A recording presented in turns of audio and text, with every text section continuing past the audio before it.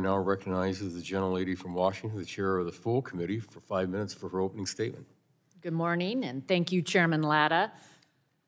Cyber criminals are estimated to have made nearly $8 trillion in 2023, a number that's expected to rise to $10.5 trillion by next year. For Americans who've become accustomed to using the internet as an essential part of life, that means their most personal information is constantly at risk of being exploited by bad actors. Every day, people are sharing more and more of their information online. We share our financial information when we pay our bills, health information when we schedule a doctor's appointment, and location information when we search for food or other essential items nearby. We use the internet to stay in touch with family and friends, continue our education, and open new businesses. The amount of information we share will continue to increase as our technology becomes more advanced. It is vital that we ensure the technology we use every day is safe and secure, which is why Energy and Commerce is continuing efforts to advance data privacy protections for Americans. We need to make sure people are protected from the dangers of unsecure applications collecting their personal information unrestricted, especially apps like TikTok, which is beholden to the CCP. At the same time, we also need to ensure the security of our overall broadband networks, which are foundational to our economy. They enhance how people connect and create new opportunities for the hardworking people of this country.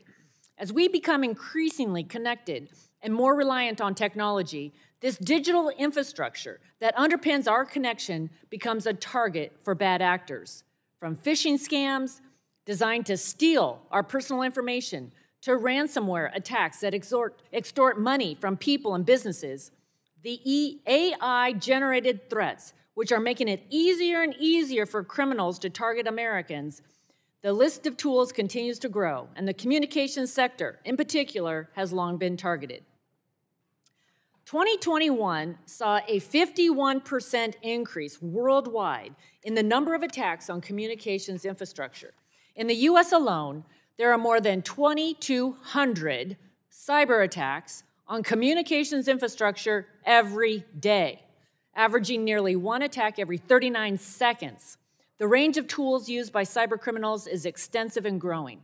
Both in the United States and around the globe, broadband networks are integral to the functioning of governments, military operations, and essential services.